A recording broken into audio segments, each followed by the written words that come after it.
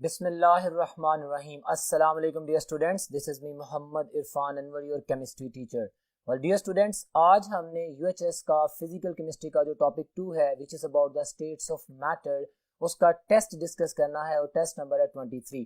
So let's move towards the discussion of the test. जी तो dear students, अभी हम test discuss करने जा रहे हैं, that is test number 23. Test आप लोगों के सामने है, मैं क्वेश्चन पढ़ता हूं और अपने लेक्चर में हमने उन तमाम पॉइंट्स को, उन तमाम कीज को, उन तमाम टेक्निक्स को जो हमने डिस्कस किया था अपने जहन में रखते हुए इसको पढ़ना है. सो बिस्मिल्लाह करते हैं. क्वेश्चन नंबर 51 है आप लोगों के सामने. Which one of the following does not have hydrogen bonding. Okay, मैं हाइड्रोजन बॉन्डिंग का कुछ रिवाइज भी कर देता हूं. मैंने कहा था कि हाइड्रोजन बॉन्डिंग फ्लोरीन, ऑक्सीजन और नाइट्रोजन कंटेनिंग कंपाउंड जिनमें हाइड्रोजन भी हो वही करते हैं. ठीक है, क्योंकि फ्लोरीन की, ऑक्सीजन की और नाइट्रोजन की इलेक्ट्रॉन एक्टिविटी डिफरेंस इतना बनता है कि वो हाइड्रोजन बॉन्ड को एस्टैब्लिश कर सकें. तो इस कॉन्सेप्ट को ध्यान में रखते हुए बात करते हैं. ऑप्शन ए कहते हैं बायोलॉजिकल कंपाउंड, उसने कहा डज नॉट है. बायोलॉजिकल कंपाउंड्स में होती है, डीएनए और आरएनए में होती है, हम जानते हैं. इसके अलावा प्रोटीन्स में भी होती है. Paints and dyes, adhesive property of the paints and dyes is just because of the hydrogen bonding. बिल्कुल हाइड्रोजन बॉन्ड होता है. Food materials, of course when you are talking about the carbohydrates, the glucose, the starch, उनमें hydrogen bond होता है.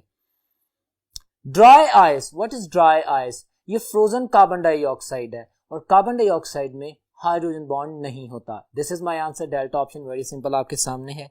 So next question की तरफ बढ़ते हैं my dear students. The question number 52.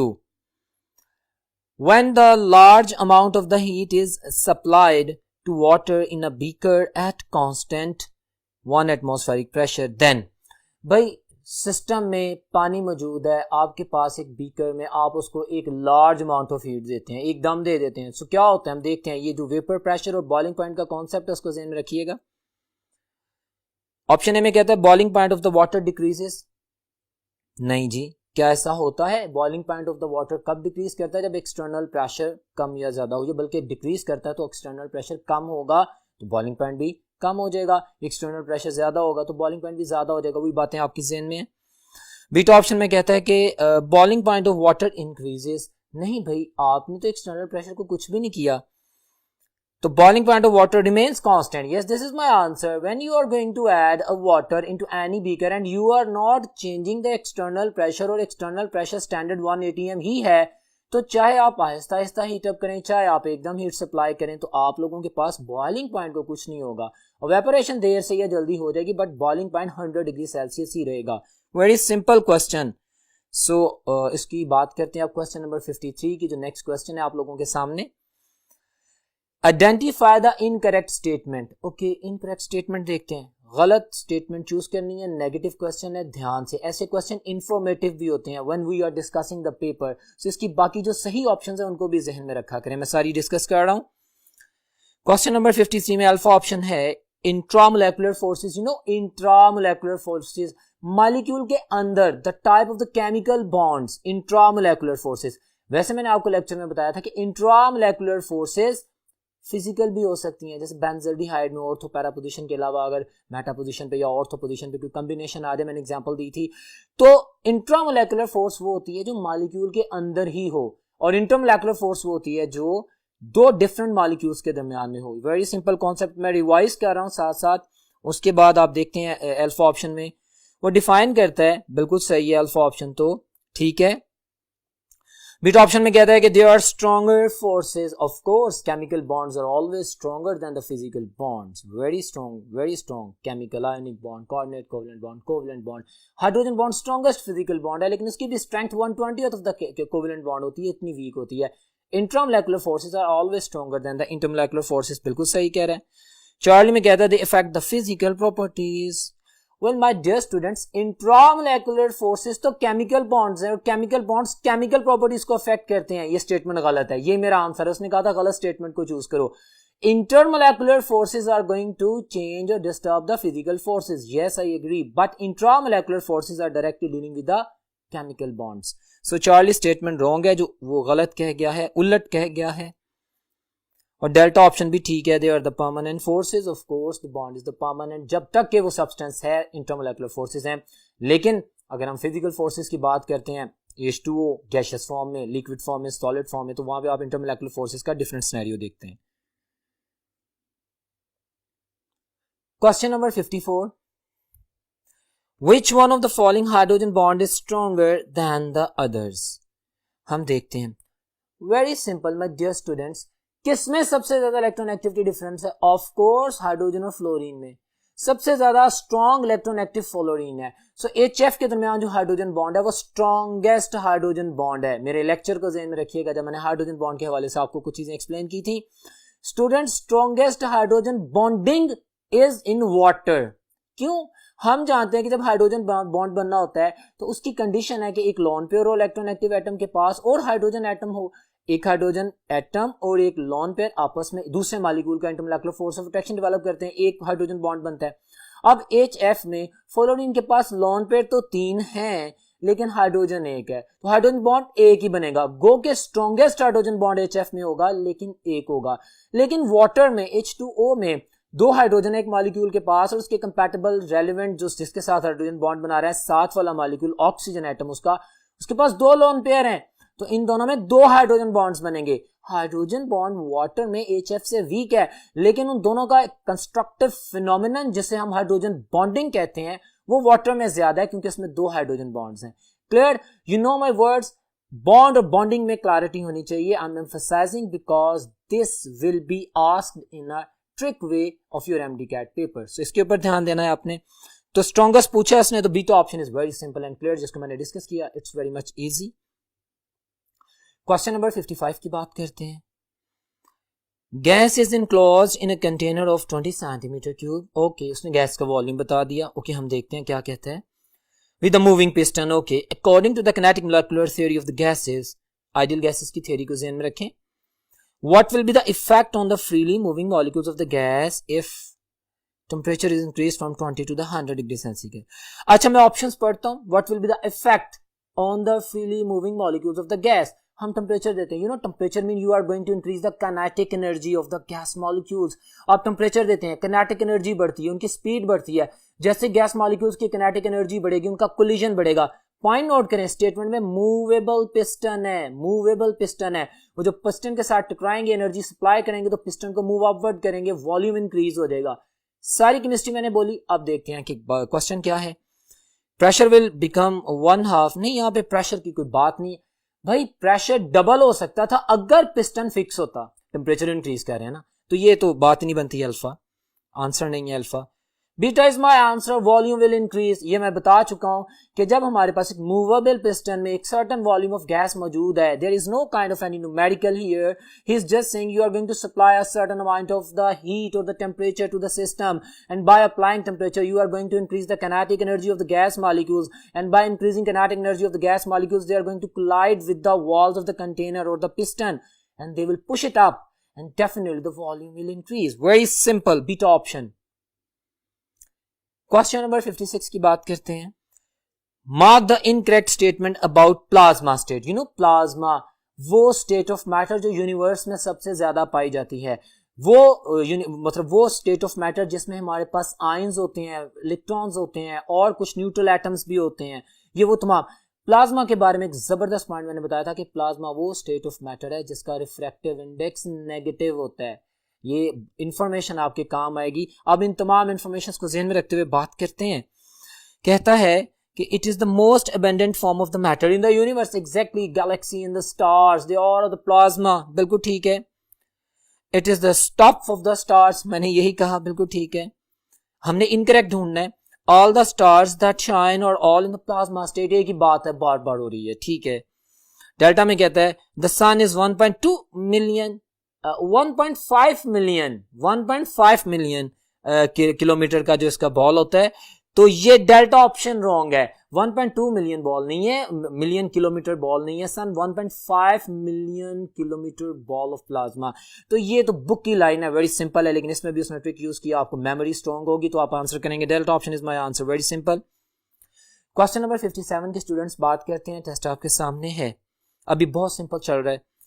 The SI unit of a constant in the van der Waals gas equation for the real gases is.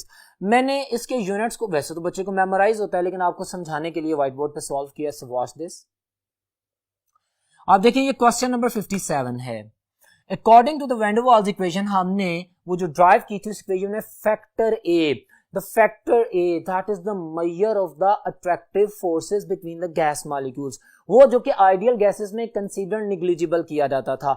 Ideal gases में यही कहा जाता ना कि there is no intermolecular force of attraction between the gas molecules, but in the van der Waals correction we found that there is a force of attraction and represented by the factor a. उसकी value ये हमने निकाली हुई है और अब मैं इनके यूनिट अप्लाई कर देता हूं। मैंने एसआई यूनिट फाइंड आउट करने हैं ना, वेरी सिंपल, इसको सॉल्व करते हैं। प्रेशर के एसआई यूनिट होता है न्यूटन पर मीटर स्क्वायर और वॉल्यूम के मीटर क्यूब होते हैं। आप मीटर क्यूब का स्क्वायर ले लें और इस तरह मोल के नंबर ऑफ मोल्स के, ऑफ कोर्स मोल होते हैं, मोल स्क्वायर। अब इसको जब इसको अरेंज करते हैं तो देखते हैं न्यूटन पर मीटर स्क्वायर -2 और ये मीटर क्यूब का जब स्क्वायर लेंगे तो +6 हो जाएगा, मोल की वैल्यू ऊपर आके -2 हो जाएगी। मेरे पास जो वेरी सिंपल एसआई यूनिट्स हैं that is N newton metre 4 and mole -2। So very simple statement. और ये देखिए उसने पूछा है, इट मींस आपका कॉन्सेप्ट भी क्लियर होना चाहिए, आपकी मेमोरी भी स्ट्रांग होनी चाहिए। सो क्वेश्चन नंबर 57 का answer is alpha, very simple and the clear answer.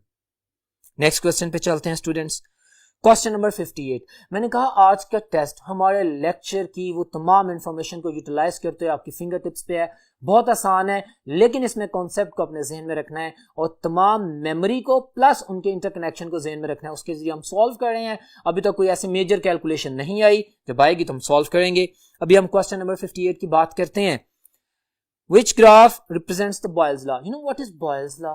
Pressure volume relationship.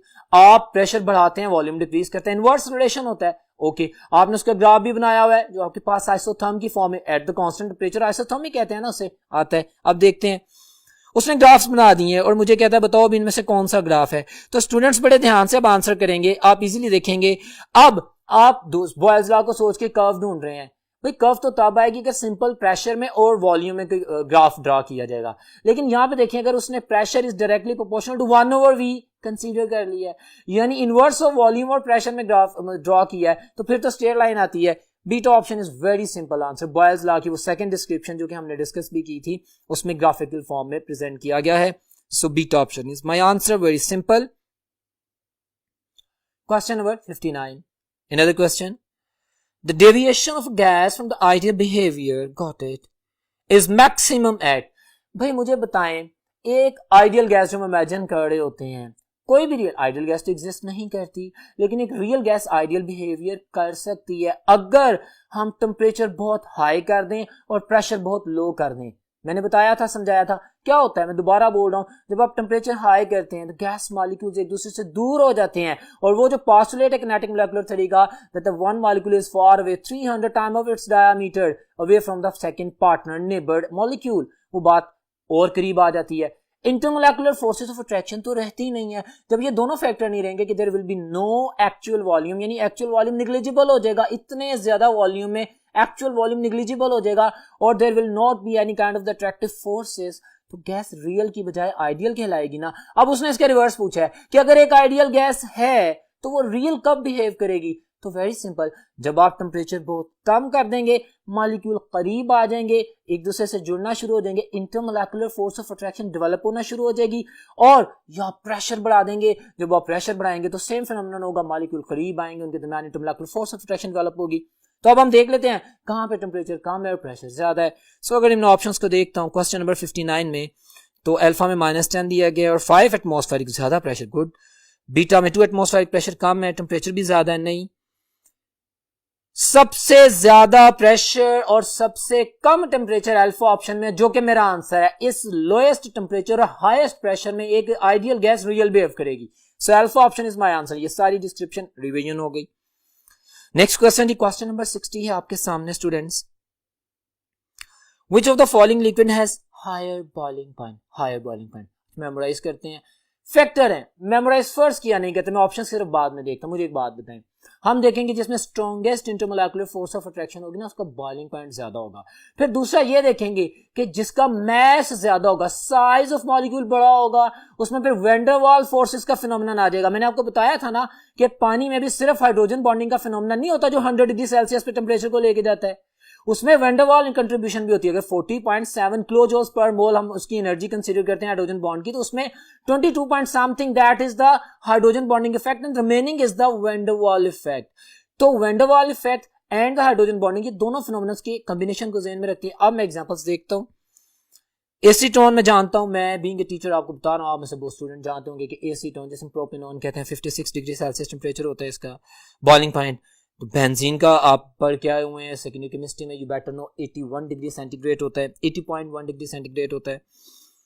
Phenol में आप जानते हैं 181 ये हाईएस्ट बॉइलिंग पॉइंट अभी तक तो आया, और एथेनॉल का 78.5 होता है। सो यहां पे अगर हम देखते हैं तो हमारे पास हाईएस्ट बॉइलिंग पॉइंट फिनोल का आता है। इट्स कोइंसिडेंट कि ये जितने भी मॉलिक्यूल्स उसने दिए हैं ये सारे मॉलिक्यूल्स आपके फर्स्ट ईयर और सेकंड ईयर केमिस्ट्री में इनके बॉइलिंग पॉइंट्स डिस्कस किए गए हैं। बट इट्स ओके, अगर आप फॉर एग्जांपल कंफ्यूज हो रहे हैं तो आप यहाँ पे ये फैक्टर ज़हन में रखेंगे कि किसका मैथ ज्यादा है। भाई जिसका मैथ ज्यादा है डेफिनेटली उसका बॉइलिंग पॉइंट ज्यादा है। तो वेरी सिंपल, साइज बड़ा होने की वजह से। So answer is the Charlie option. वैसे आप पेपर में देख रहे हैं कि वो मैंने लिख भी दिए हैं आप लोगों के लिए इनके boiling points, you can see on the paper also. Charlie option. Question number 61 है, dear students, which of the following exerts the highest pressure. अच्छा, हाईएस्ट प्रेशर कौन सा सिस्टम एक्सर्ट करेगा? Got it. 1 mole of N2 at 0 degree centigrade in 11.2 decimetre cube. बहुत खूबसूरत सवाल है। हम जानते हैं कि प्रेशर और वॉल्यूम में इनवर्स रिलेशन है। आप वॉल्यूम डिक्रीज करेंगे प्रेशर इंक्रीज कर जाएगा, गॉट इट। या वाइस वर्सा, आप वॉल्यूम इंक्रीज करेंगे तो प्रेशर डिक्रीज कर जाएगा। अब उसने मुझे 1 मोल दे दिया है, तमाम चारों ऑप्शंस मैंने एक लाइन में देख ली कि तमाम चीज को वेपोराइज कर दिया, गैसेस को, वाटर को वेपोराइज कर दिया, गैसेस फॉर्म में ले आया है, उनका 1 मोल है। तो 1 मोल में जो मेरे पास 22.41 डेसीमीटर क्यूब होता है, एक वॉल्यूम होता है, स्टैंडर्ड वॉल्यूम है। अब मैं देखूंगा कि 0 डिग्री सेंटीग्रेड है जिसमें लो टेम्परेचर तो है लेकिन प्रेशर भी है, इसको फार्मूला अप्लाई करने की जरूरत ही नहीं है। Alpha option is my answer. मेरे पास नाइट्रोजन गैस का 1 मोल है और 0 डिग्री सेंटीग्रेड पर यह है जिसका वॉल्यूम बहुत ही कम कर दिया गया है, ठीक है। तो 11.2 डेसीमीटर क्यूब है, तो ये गैस में प्रेशर एक्सर्ट करेगा। वेल, अगर आप चार्ली से कंफ्यूज हो रहे हैं तो 1 मोल ऑफ H2O, आप जानते हैं H2O 27 डिग्री सेंटीग्रेड पे क्या होता है? लिक्विड होता है, वो तो गैसियस फॉर्म में होता ही नहीं है। तो इसलिए उसकी डिबेट हम निकाल देते, उसके वॉल्यूम से कंफ्यूज नहीं होना कि भाई इसका वॉल्यूम कम है इसका प्रेशर ज्यादा होगा, ऐसा नहीं है। Suitable most example is the alpha option. Very simple and very clear. So move on to the next question, that is the question number 62. pressure cooker pressure जिसे आप कहते हैं commonly is used for safety purpose। नहीं जी, ये तो purpose नहीं होता। हम क्यों यूज करते हैं? ताकि हम एक्सटर्नल एटमॉस्फेरिक प्रेशर उस कुकिंग मटेरियल के ऊपर बढ़ा सकें। ये करते हैं ना कुकर प्रेशर में, हम लोग एक्सटर्नल प्रेशर बढ़ा देते हैं। तो क्या होता है? External pressure is directly proportional to the boiling point. जितना ज्यादा एक्सटर्नल प्रेशर बढ़ाते हैं उतना ज्यादा बॉइलिंग पॉइंट बढ़ता है। जितना ज्यादा बॉइलिंग पॉइंट होता है तो जारी बात है वो जो फूड है उसको ज्यादा टेम्परेचर मिल जाता है, क्योंकि पानी ज्यादा टेम्परेचर को एब्जॉर्ब करता है, वो 100 पे बॉयल नहीं करता। अब ना 1489 टॉर्स पे जाके 120 डिग्री सेल्सियस पे जाके भी बॉयल कर सकता है। And you are going to increase the external pressure, you are going to increase the external pressure for cooking material. तो वो आप लोगों के सामने सिंपल स्टेटमेंट्स आ जाएंगी। To increase the time for cooking, नहीं भाई टाइम तो कम हो जाता होगा। To decrease the boiling point of the water, नहीं भाई इंक्रीज करता है। To increase the boiling point of the water by increasing the external pressure, this is a very simple debate। और यहाँ पे मैंने इसलिए बात की, हमने 2 रिलेशन अपने लेक्चर में पढ़े थे जो वेरी मच इंपॉर्टेंट। मैंने कहा था कि vapour pressure is inversely proportional to the boiling point, और मैंने कहा था कि MDCAT में इससे रिलेटेड भी क्वेश्चंस आएंगे। वो आपको वेपर प्रेशर की वैल्यूज दे देगा, वो कहेगा बताओ इसमें से 3-4 वैल्यूज देके कहेगा किसका बॉइलिंग पॉइंट सबसे कम है। तो जिसकी वेपर प्रेशर वैल्यू सबसे ज्यादा होगी उसका बॉइलिंग पॉइंट कम होगा, इनवर्स रिलेशन है। इसी तरह एक्सटर्नल प्रेशर की वैल्यूज देके बॉइलिंग पॉइंट पूछ सकता है। External pressure is directly proportional to the boiling point. तो इन चीजों को ध्यान में रखना है आपने। बहरहाल delta option is very simple answer. Next question की तरफ चलते हैं। Question number 63, Which one of the following gas is used as the mixture of the breathing by sea divers? Very simple। 20-80 हमारे पास परसेंटेज होती है हीलियम और oxygen की। Very simple memory based question, you better know. Charlie option. Question number 64 की बात करते हैं। Which of the following statement is incorrect about the state of matter? Incorrect, negative question देखना. ओके. सॉलिड ओके कहता है is a substance which has melting and boiling points above room temperature. बिल्कुल ठीक कह रहा है जी. Liquid is a substance which has boiling point above room temperature and melting point below the room temperature. बिल्कुल ठीक बात कर रहा है. सिंपल सी बात है. फिजिकल स्टेट्स का फिनोमेनन है. रूम टेम्परेचर पे जिस चीज को लिक्विड कहते हैं, ऑफ कोर्स वो पहले मेल्ट हो गई है और वो बॉयल नहीं हुई. ठीक है ना. तो gas is a substance which has melting and boiling point below room temperature. बिल्कुल ठीक कह रहा है. बिल्कुल सही कह रहा है. Plasma is ionised gas mixture okay consisting of ions, electrons and neutrons. Sorry, ये नंबर 4 स्टेटमेंट रॉन्ग है. ये मेरा आंसर है. नंबर 4 स्टेटमेंट रॉन्ग है. भाई न्यूट्रॉन्स नहीं होते. न्यूट्रॉन्स क्या इंडिपेंडेंटली एग्जिस्ट कर सकते हैं? हरगिज नहीं. सब एटॉमिक पार्टिकल्स तो एग्जिस्ट नहीं करते. न्यूट्रल एटम आना चाहिए इसकी जगह. हमारे पास वो आयंस है, इलेक्ट्रॉन्स है and neutral atom, not neutrons. तो ये नंबर 4 स्टेटमेंट रॉन्ग है. Charlie option is my answer. सिर्फ नंबर 4 स्टेटमेंट रॉन्ग है. क्वेश्चन नंबर 65 है. Mark the incorrect statement. जंगरेस equation P is equal to nRT. ठीक है. Boyle's law equation P1 V1 is equal to P2 V2. Very good. ये तो बिल्कुल ठीक है. वैन डर वाल्स इक्वेशन की बात कर रहा है. नहीं, ये एक्चुअल की बात नहीं कर रहा. अब हमारे पास इसकी करेक्शन करेंगे आप. ये P ऑब्जर्व्ड आएगा. P observed plus n square A over V square आएगा और V वेसल आएगा. V फ्री नहीं आएगा. तो ये जहां पे उसने लिखा है ना Charlie option is incorrect option, उसने इक्वेशन में बड़ा टेक्निकल डिफेक्ट किया और यही एमडी कैट है. आपने इन चीजों का ध्यान रखना है. वी फ्री की जगह वी वेसल आएगा जिसमें से actual excluded volume, not actual. हम जानते हैं B is excluded volume. Actual volume तो इससे भी कम होता है. बी है वो मतलब 4 एक्चुअल वॉल्यूम मिलकर उसके बराबर होता है. एक्सक्लूडेड वॉल्यूम होता है. हम इसके बारे में काफी बात कर चुके हैं. अब दोबारा रिपीट कर दिया. तो वो वी फ्री नहीं, वी वेसल है और यहाँ पे पी ऑब्जर्व्ड आएगा. सो चार्ली ऑप्शन में जो रिलेशनशिप है ये गलत है. मैंने बोल दिया है, करेक्शन कर दी है और फर्दर पेपर पे आप देख सकते हैं इसकी करेक्ट फॉर्म भी मैंने लिख दी है फॉर योर कॉन्फिडेंस. आप देख सकते हैं. डेल्टा ऑप्शन बिल्कुल ठीक है. V1 over T1 equal to V2 over T2. Very simple. Question number 66 की बात करते हैं डियर स्टूडेंट्स. 66 में कहता है विच of the following pair of the molecule has only London dispersion forces. You know what are the London dispersion forces? मैंने intermolecular forces बताई थी. मैंने कहा था van der Waals forces की वो टाइप जो दो नॉन पोलर मॉलिक्यूल्स के दरमियान में हो, जिनमें फिनोमेनन ऑफ पोलराइजेशन की वजह से इंस्टेंटेनियस डायपोल हो और फिर इंड्यूस डायपोल बने. दो नॉन पोलर मॉलिक्यूल्स के दरमियान due to their larger size instantaneous dipole and induce dipole बने और फिर उनमें intermolecular force of attraction develop हो. They are called as the London dispersion forces. जो मैंने हैलोजेंस की बात की थी, मैंने कहा था प्योर हाइड्रोकार्बन्स में होती हैं. Got it. मैंने नोबल गैसेस की बात की थी. वो तमाम गौतों को ज़हन में रखते हैं और देखते हैं क्या कहते हैं हमसे. वो मुझसे क्वेश्चन पूछ रहा है, कहता है एथेनॉल एंड वाटर मॉलिक्यूल. नहीं भाई, उसमें तो हाइड्रोजन बॉन्ड होता है. एथेनॉल हाइड्रोजन नहीं, इसमें हाइड्रोजन बॉन्ड नहीं है. बीटा में कहता है 2 हाइड्रोजन फ्लोराइड मॉलिक्यूल्स. HF में हाइड्रोजन बॉन्ड होता है. ऑफ कोर्स नहीं. अगर मैं चार्ली ऑप्शन देखूं तो कहता है 2 प्रोपेनॉन मॉलिक्यूल्स. प्रोपेनॉन में क्या मॉलिक्यूल? प्रोपेनॉन में 2 एसीटोन के मॉलिक्यूल्स में डायपोल इंटरेक्शन होता है. ठीक है. एंड नंबर डी कहता है 2 butane molecule. Butane hydrocarbons. Got it. Hydrocarbon non polar in nature. 2 non polar molecule और उनके दरमियान अगर इंटरमोलेकुलर फोर्स ऑफ अट्रैक्शन हो सकती है तो उनके साइज की polarisation of the electronic cloud की वजह से हो सकती है. Yes, this is my answer. Delta option, London dispersion forces. Well done. So move towards the next question. Question number 67. अब देख सकते हैं स्टेटमेंट है आइडेंटिफाई द इनकरेक्ट स्टेटमेंट. गलत स्टेटमेंट को चूज करें. ओके, हम देखते हैं. The simplest form of the matter is the gaseous state. बिल्कुल ठीक कहा उसने. The most of the matter around us is in the solid state. सही कह रहा है. बिल्कुल सही. Incorrect देखनी है. Liquids are more common than solids, gases and plasma. ये गलत हो गया. देखें, प्लाज्मा यूनिवर्स में सबसे ज्यादा है. ठीक है. तो अभी हमने सेकंड स्टेटमेंट पढ़ी है कि solids are in excess amount. तो भाई लिक्विड्स कहां से एक्सेस में आ गए? ये चार्ली ऑप्शन इनकरेक्ट है. हमारे पास सॉलिड हैं, वो ज्यादा स्टेट में पाए जाते हैं. It's very simple answer. Now you are understanding कि एमडी कैट में कुछ जरूरी नहीं कि बहुत ज्यादा कॉम्प्लिकेटेड इक्वेशंस आए, कैलकुलेशंस आए.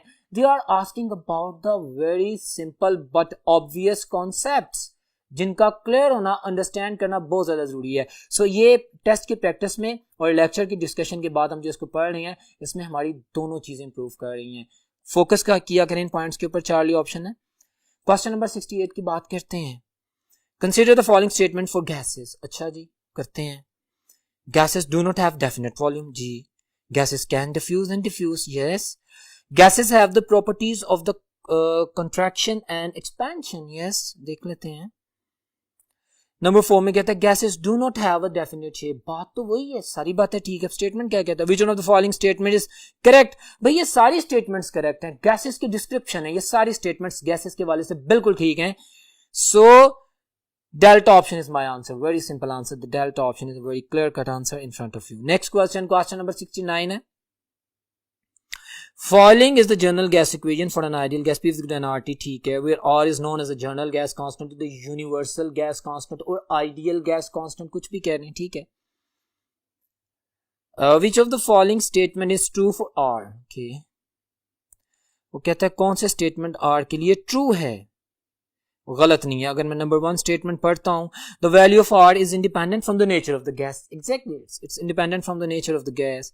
R is work done per Kelvin per mole, yes, वो यूनिट से आपके सामने आ रहा है ना, वर्क डन पर यूनिट पर मोल, वो बिल्कुल ठीक है, सही कह रहे हैं। द यूनिट, मैंने लेक्चर में बताया था इस चीज को। अच्छा, the unit of R in SI system is 8.3143 joules per mole पर केल्विन, ये SI यूनिट है, याद रखिए। और एटमॉस्फेयर में क्या होता है? 0.0821, गॉट इट? तो एटमॉस्फेयर पर डेसीमीटर क्यूब आ जाता है हमारे पास। अच्छा, R की values, in the value of R in non SI system is 0.0821 आता है स्टूडेंट, ये 0.821 नहीं आता। नाउ यू आर अंडरस्टैंडिंग कि मेमोरी भी कितनी, क्रैमिंग भी कितनी इंपॉर्टेंट है एमडी कैट में। ये नंबर 4 स्टेटमेंट रॉन्ग है, बाकी नंबर 1 2 3 तीनों स्टेटमेंट्स ठीक है। सो अगर मैं ऑप्शंस को देखूं तो delta option is my answer. Number 4 statement wrong है और 1 2 3 करेक्ट स्टेटमेंट्स है। उसने पूछा करेक्ट कौन सी हैं, वो डेल्टा ऑप्शन में मैंने एलैबोरेट कर दी हैं। और ये मैं करेक्शन करके बता रहा हूं कि 0.0821 आता है हमारे पास, जो एटमॉस्फेरिक को डेसीमीटर क्यूब पर मोल पर केल्विन में पूछा जाता है। नेक्स्ट क्वेश्चन है question number 70। Which of the following relationship is incorrect? Okay, vapour pressure is inversely proportional to the boiling point, बिल्कुल करेक्ट है, मैंने इसको एक्सप्लेन भी किया था अभी। Vapour pressure is directly proportional to the temperature, हाँ भी, आप टेम्परेचर बढ़ाएंगे वेपर प्रेशर बढ़ता जाएगा। बेटर नो कि बॉइलिंग पॉइंट के पास मैक्सिमम वेपर प्रेशर आ जाता है, बॉइलिंग जो आ जाती है करीब। चार्ली में कहता है boiling point is directly proportional to the atmospheric pressure, इसकी एक्सटर्नल प्रेशर कहते हैं, ये भी मैं बोल चुका हूँ, बिल्कुल ठीक है। डेल्टा में कहता है density is inversely proportional to the pressure. No my dear students, when you are applying pressure it means you are making the molecules to come close to each other, you are going to increase the density. When you are increasing pressure, density is increasing, direct relation है। delta is wrong, इसने गलत कहा है, inverse कह रहा है, गलत कह रहा है। डेंसिटी और प्रेशर डायरेक्टली प्रोपोर्शनल होते हैं। नेक्स्ट क्वेश्चन पे चलते हैं स्टूडेंट्स।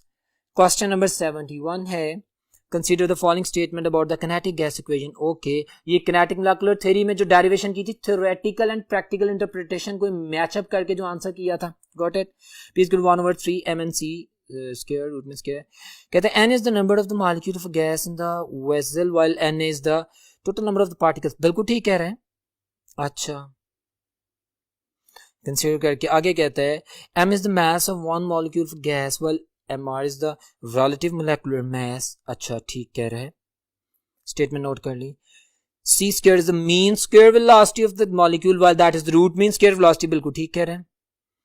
और मीन स्क्वायर वेलोसिटी भी बता रहा है, उसके एक्सप्रेशन भी दे रहा है, ठीक है। Root mean square velocity is 3RT/m, बिल्कुल ठीक है। क्वेश्चन क्या कहता है? Which of the following statement is correct? They all are correct, they all are correct, very clear. And the book lines very important, जो हमने डिस्कस भी की हैं, मेमोरी बेस्ड क्वेश्चन है, अंडरस्टूड है, बिल्कुल स्टेटमेंट्स ठीक है। Delta option is my answer, delta option is my answer. Question number 72 है students, correct order of the boiling point of the given liquid is. अच्छा, हम देखते हैं क्या क्या दिया उसने मुझे। वाटर दिया, HF दिया, वाटर 100 डिग्री सेल्सियस होता है, सबसे ज्यादा HF 19.5 डिग्री सेल्सियस होता है, ठीक है। एमोनिया -33 डिग्री सेल्सियस होती है और HCl -85.5 होता है। सो सबसे कम HCl है, उससे ज्यादा NH3 है, उससे ज्यादा HF है और उसके बाद H2O है। Charlie option is a very simple option, मेरे सामने है, मैंने बता दिया। एमोनिया -33 है, HCl -85.5 है, ये दो आप लोगों के लिए नए हैं। बाकी वाटर 100 आपको पता है, HF 19.5 आपको पता है, आप याद रख सकते हैं। Charlie option is very simple answer. Question number 73 है my dear students, all of the following factors do not affect the vapour pressure. Of the liquid except. अच्छा जी, वेपर प्रेशर जो बॉइलिंग पॉइंट की जो डिपेंडेंस हमने पढ़ी थी वो क्वेश्चन आ गया है। वो कहता है कि तमाम फैक्टर्स जो है ना उनके चेंज होने से वेपर प्रेशर को कुछ नहीं होता। हाँ, एक के चेंज होने से वेपर प्रेशर चेंज होता है, देख लेते हैं। वेपर प्रेशर चेंज होता है मतलब बॉइलिंग पॉइंट भी चेंज होता है, got it. Amount of liquid नहीं, इससे कोई फर्क, वॉल्यूम ऑफ लिक्विड से कोई फर्क नहीं पड़ता। Size of liquid molecule matter, yes, जितना बड़ा साइज होगा उतना ज्यादा बॉइलिंग पॉइंट होगा, उतना वेपर प्रेशर कम होगा, उतना इंटरेक्शन ज्यादा होगा, उतनी इंटरमोलेक्युलर फोर्सेस ज्यादा होंगी। साइज ऑफ मॉलिक्यूल पे डिपेंड करता है, बॉइलिंग पॉइंट पे, वेपर प्रेशर भी। सरफेस एरिया पे भी डिपेंड नहीं करता, चाहे आप एक टब में पानी लेने चाहे दरिया में देख लें तो डेफिनेटली हमारे पास बॉइलिंग पॉइंट तो वही रहता है। Charlie option is very simple and the clear option जिसको हमने डिस्कस किया था। क्वेश्चन नंबर 74 है my dear students, if absolute temperature of a gas is increased 4 times and pressure is also increased 4 times, temperature बढ़ाते हैं तो volume बढ़ता है, प्रेशर बढ़ाते हैं तो वॉल्यूम घटता है। वेरी सिंपल, आपने एक सिस्टम में एक सर्टेन वॉल्यूम का टेम्परेचर 4 टाइम्स बढ़ा दिया, वॉल्यूम 4 टाइम इंक्रीज हुआ, ओके। उसी का प्रेशर आपने 4 टाइम प्रेशर भी बढ़ा दिया तो 4 टाइम प्रेशर बढ़ाने से वॉल्यूम 4 टाइम फिर डिक्रीज हो गया, बात वहीं रही, वॉल्यूम नहीं चेंज हुआ, क्योंकि जितना आपने टेम्परेचर बढ़ाया उतना प्रेशर बढ़ा दिया, तो वॉल्यूम तो इफेक्ट नहीं ना होगा। जितना प्रेशर के इंक्रीज करने से वॉल्यूम कम होगा उतना टेम्परेचर के इंक्रीज करने से वॉल्यूम बढ़ेगा, तो बैलेंस हो जाएगा। So very simple, it remains unchange, alpha option, very simple and clear. और यहाँ पे वो ट्रिक याद रखिएगा जो मैंने लेक्चर में बताया था, v equal to T over P, वो भी अप्लाई कर सकते हैं। मैंने कहा ना v equal to T over P, जो परसेंटेज जो जितना बढ़ा रहा है टेम्परेचर उसका फैक्टर लिख दें, जितना प्रेशर कम कर रहा है या बढ़ा रहा है उसका फैक्टर लिख दें, जो सोल्यूशन आएगा उतने टाइम्स वॉल्यूम इफेक्ट होगा, डिक्रीज होगा या इंक्रीज होगा, वो जो मैंने लेक्चर में बात की थी, वेरी सिंपल। अच्छा, क्वेश्चन नंबर 75 है, molar heat of vaporisation delta HV of the water is 40.7 kilojoule पर मोल। आगे ये मैंने डिस्कशन अभी स्टार्ट में भी की थी। अब स्टेटमेंट देखिए कि एमडी कैट का पॉपुलर एमसीक्यू है जिन्होंने दिया है आप लोगों के लिए, और यहां से आपको इंफॉर्मेशन मिलेगी कि वाटर का जो बॉइलिंग पॉइंट है, यानी कि वाटर के फिजिकल बॉन्ड को तोड़ने के लिए जो एनर्जी चाहिए 40.7 किलोजूल पर मोल, वो बेसिकली हाइड्रोजन बॉन्ड ही की नहीं है, वैन डर वाल इंटरेक्शन की भी है। वो देखिएगा स्टेटमेंट्स, हाइड्रोजन बॉन्डिंग ओनली ना, van der Waals forces only नहीं, डायपोल डायपोल को तो इसमें इंटरेक्शन नहीं होता। Delta both hydrogen bond and van der Waal forces my dear students, तो delta option is my answer. मैं आपको पहले बता चुका हूं कि 18.5 प्लस ये वैन डर वाल एनर्जी है जो कि रिक्वायर्ड होती है वैन डर वाल इंटरेक्शन को तोड़ने के लिए। 22.2 जो है that is the amount of energy required to break the hydrogen bond. तो ये दोनों फैक्टर्स आपके सामने लिख दिए हैं, और ये जो मैंने वर्ड्स बोले जो एमसीक्यू, ये आप देखें पेपर पे मैंने आप लोगों के लिए लिख भी दिए हैं, you can understand from the paper जब आपके सामने आएगा। You are observing that. Okay. Question number 76, dear students. Calculate the density of the carbon dioxide gas at 0 degree centigrade. What is density? हमने किया था ना calculate. D is equal to PM over RT. D is equal to PM over RT. Pressure 1 atmosphere है. Mass उसने carbon dioxide का, तो molar mass 44 आ जाएगा। PM 1 multiplied by 44 over RT factor R 0.0821 लिखेंगे।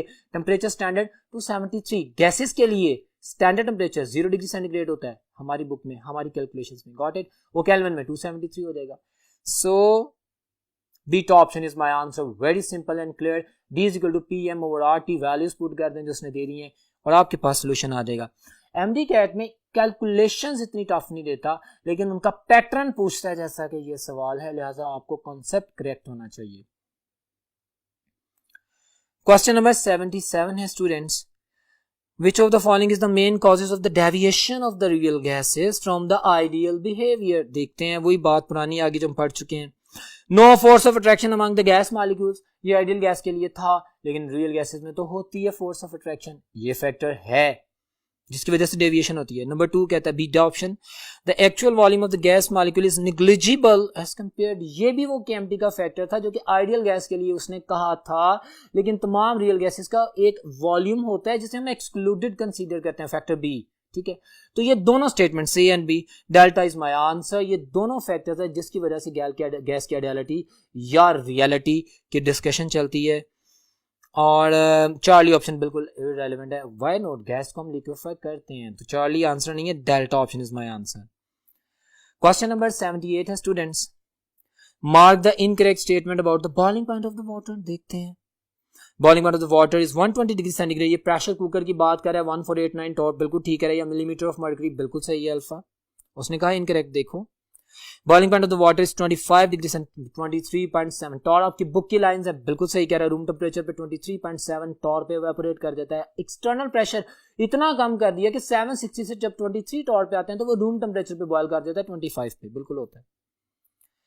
ओके उसके बाद है boiling point of the water is 98। ये मरी वाला बिल्कुल सही स्टेटमेंट है। 700 टॉर या 700 मिलीमीटर मर्करी पे ये सारी बातें डिस्कस कर चुके हैं। The boiling of the point of water is 65। Mount Everest पे 323 टॉर है, वहां पे 69 डिग्री सेल्सियस होता है, 65 नहीं होता। देखें ट्रिक किया उसने, मेमोरी को चेक किया। Delta option is incorrect. You have to answer brilliantly, vigilantly, actively. So delta option is incorrect option.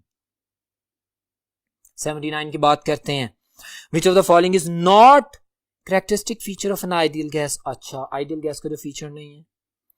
It obeys gas laws under all conditions of temperature and pressure, बिल्कुल ठीक है, ये सही कहता है। It can not be liquefied, of course जब इंटरमोलेकुलर force of attraction नहीं है, बिल्कुल सही कहता है। Ideal gas can not be liquefied at any temperature. It obeys, और अगर करते भी हैं तो हमने इमेजिन किया था ना -273.16 डिग्री सेल्सियस, जो कि एब्सोल्यूट जीरो कहते हैं, जो कि हाइपोथेटिकल टेम्परेचर है, तो उस पर तो नहीं होता। अच्छा it obeys van der Waals gas equation, नहीं वैन डर वाल्स इक्वेशन तो रियल गैसेस फॉलो करती हैं। Charlie option is incorrect about ideal gas. जैसे मैं कहता हूं कि रियल गैस जो है वो जनरल गैस या आइडियल गैस इक्वेशन को फॉलो करती है, इनकरेक्ट हो जाएगा। वो वैन डर वाल को फॉलो करती है और आइडियल गैस वैन डर वाल को फॉलो नहीं करती। Charlie option. Question number 80 my dear students,